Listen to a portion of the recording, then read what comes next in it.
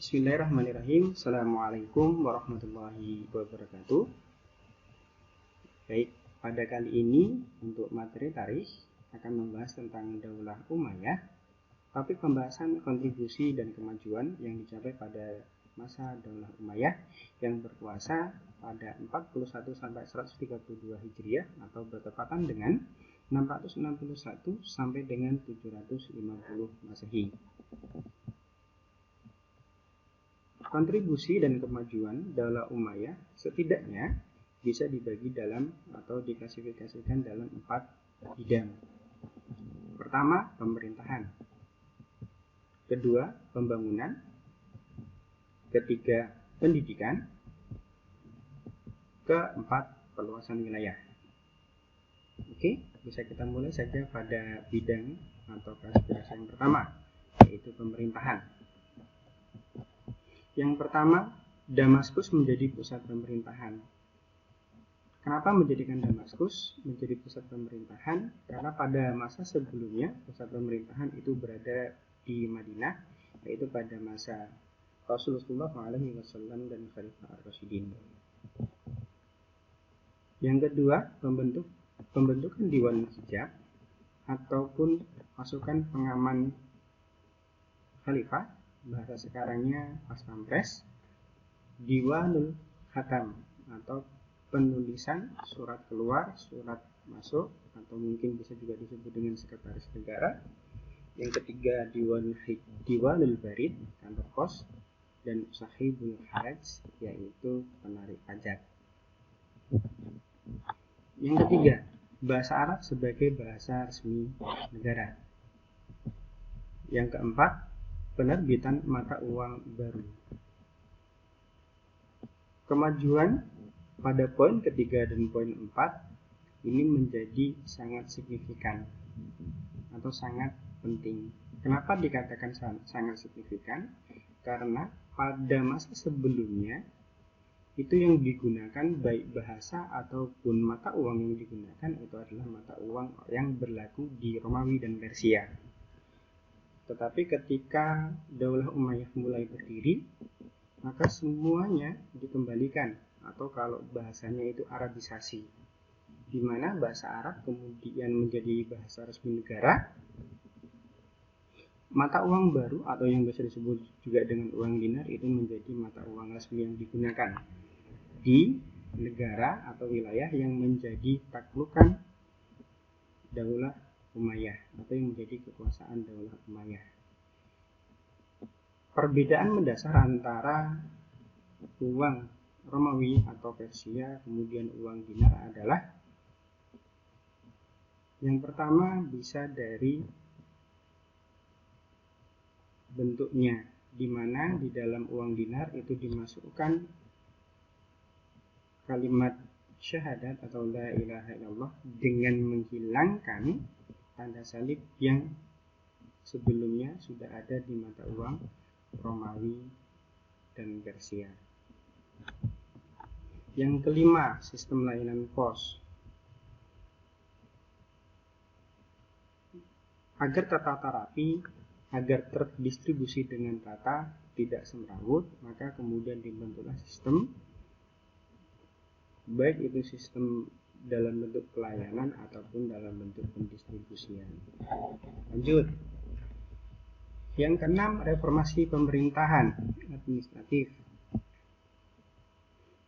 Contohnya reformasi pemerintahan di sini adalah satu diantaranya meniadakan kasta, di mana sama-sama orang Islam, sama-sama Muslim, tetapi ada jenjangnya ataupun ada kastanya. Ada Muslim Arab, ada Muslim non-Arab. Maka kemudian ini ditiadakan adanya Muslim Arab ataupun non-Muslim, tapi semuanya Muslim. Kenapa? Karena Muslim Arab mendapatkan perlakuan khusus. Perlakuan khusus ini diantaranya adalah tidak harus membayar pajak, artinya dia free. Sedangkan Muslim yang non-Arab ataupun dia mu'alaf, dia harus membayar pajak. Maka ini adalah bentuk-bentuk kasta atau diskriminasi, maka kemudian ini dieliminasi atau ditiadakan. Yang ketujuh, jaminan sosial. Jaminan sosial ini diberikan bagi mereka yang tidak mampu, yang miskin. Kemudian bagi mereka para pejuang syuhada, baik kepada keluarganya yang ditinggalkan, yang meninggal di medan perang kemudian memiliki keluarga, maka mereka mendapatkan jaminan sosial, ataupun yang mengikuti peperangan kemudian sampai akhir, sampai meninggalnya dia tetap ikut, tetapi dia tidak meninggal dan tidak syahid, maka di masa tuanya ia mendapatkan jaminan sosial. Masuk ke bidang kedua, yaitu bidang pembangunan, di mana yang pertama adalah pembangunan pencetakan uang resmi. Agar mandiri, berdikari, sudah memunculkan di bidang pemerintahan dengan uang dinar atau uang baru, maka perlu disupport dengan kantor, perlu disupport dengan pabrik pencetak uang resmi. Yang kedua, pembangunan sumur-sumur di sepanjang jalan. Ini biasanya berbarengan dengan pembangunan jalan-jalan ataupun akses agar mempermudah untuk mobilisasi dan juga untuk berdagang. Yang ketiga, pembangunan kota Wasir sebagai pelayanan pos terpadu. Seperti tadi sudah dibangun kantor pos, kemudian sistemnya, maka kemudian dibangun lebih disentralkan lagi kepada satu kota atau satu wilayah yang mengurusi pelayanan pos tadi, yaitu di kota Wasir. Yang keempat, pembangunan pabrik senjata kapal perang armada laut. Ini salah satu support perluasan penaklukan wilayah penyebaran agama Islam. Maka perlu ditopang dengan pembangunan pabrik senjata dan kapal perang. Maka kemudian pada masa Bani Umayyah itu ada namanya Al-Jund, artinya angkatan darat, Al-Bahriyah, angkatan laut, Asyurtiyah atau Syartiyah, kan polisi. Kemudian pada masa Daulah Umayyah juga diberlakukan wajib militer bagi kalangan muslim.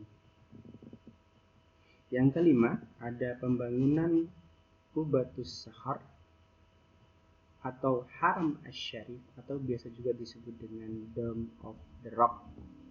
Arti letternya kurang lebih kubah batu yang berdiri di Yerusalem. Bangunan ini diinisiasi atau diarsiteki langsung oleh khalifah, yaitu Khalifah Abdul Malik bin Marwan, di mana setelah Abdul Malik bin Marwan ini menunjuk dua teknisi yang bertanggung jawab. Dua teknisi ini sangat unik. Kenapa dikatakan unik? Karena satu dari muslim dan satu dari non-muslim. Artinya di sini memang yang dibutuhkan, yang dipercayakan mereka yang mampu dan memiliki kapabilitas, kemampuan. Siapa? Yaitu Rajab bin Haywah dan Yazid bin Salam. Yang muslim itu Rajab bin Haywah, dan yang non-muslim itu Yazid bin Salam. Kemudian Masjid Umawi di Damaskus, atau disebut juga dengan Masjid Damaskus, atau disebut juga dengan Masjid Agung Umayyah, dibangun ataupun diarsiteki oleh Abu Ubaidah bin Jarrah. Kemudian ada Masjidil Aqsa di Yerusalem, kemudian juga ada di Marista atau rumah sakit. Poin nomor 6 tadi juga sudah dijelaskan berbarengan dengan poin di nomor 2. Next, kita ke bidang yang ketiga, yaitu di bidang pengetahuan. di bidang pengetahuan, yang pertama adalah meletakkan tanda titik pada huruf Arab.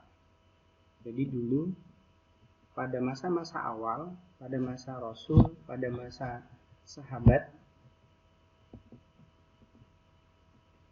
penulisan Arab masih gundul, tidak ada titik, tidak ada harokat, semuanya gundul. Maka kemudian pada masa tabi'in atau pada masa Daulah Umayyah ini sudah mulai beragam karena wilayahnya semakin luas. Mana yang fa, mana yang ko, mana yang ta, mana yang ka menjadi rancu. Maka kemudian diinisiasi untuk meletakkan titik yang diprakarsai oleh Hajjaj bin Yusuf. Yang kedua, penggandaan mushaf Utsmani. Penggandaan ini dimaksudkan untuk penyamaan bacaan. Di samping itu juga karena setiap wilayah, setiap daerah memiliki lahjah yang berbeda. Bahasa yang lahjah itu gaya bahasa yang berbeda, sehingga nanti pembacaannya bisa berbeda. Yang ketiga, kodifikasi atau pembukuan hadis. Salah satu penyebab kenapa harus dibukukan atau dikumpulkan hadis, yang pertama agar tidak hilang hadis-hadis ataupun sunnah-sunnah yang tercatat oleh sahabat terhadap perilaku Nabi.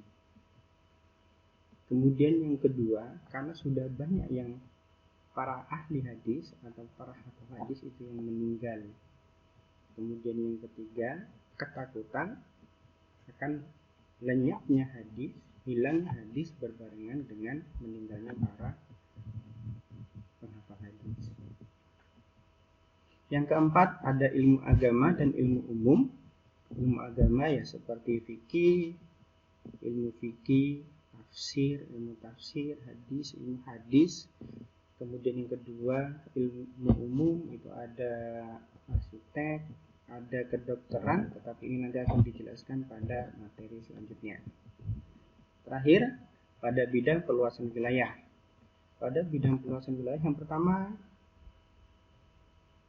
itu ada Afrika Utara.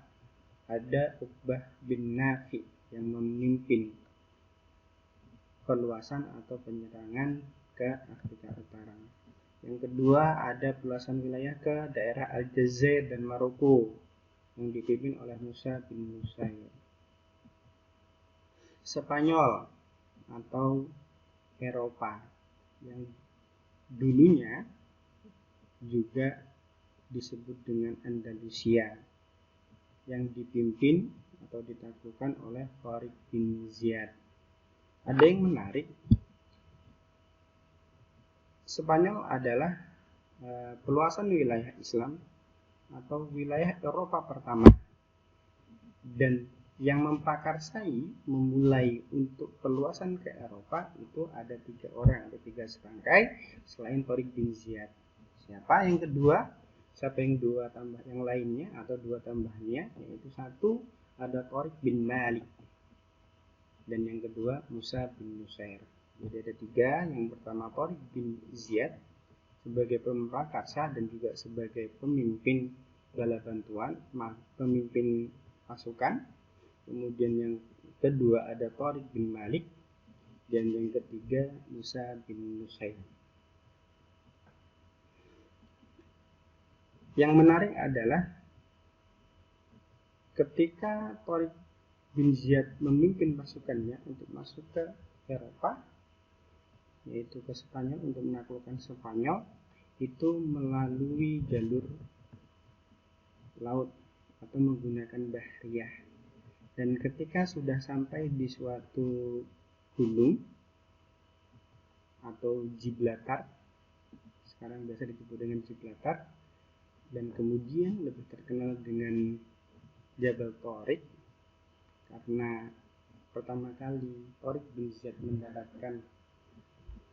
mendarat di bukit tersebut adalah semua kapal yang membawa Tariq bin Ziyad dan para tentaranya itu semuanya dibakar.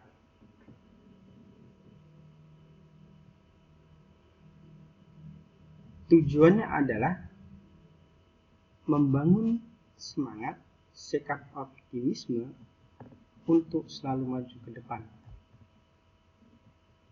Karena dengan lantang Tariq bin Ziyad mengatakan mati atau berperang.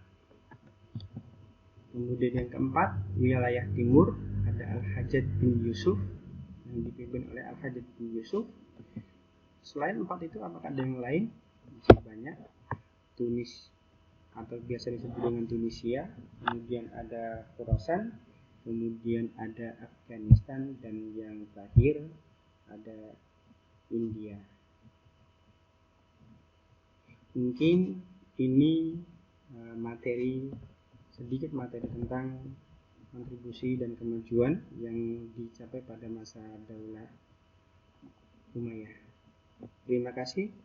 Assalamualaikum warahmatullahi wabarakatuh.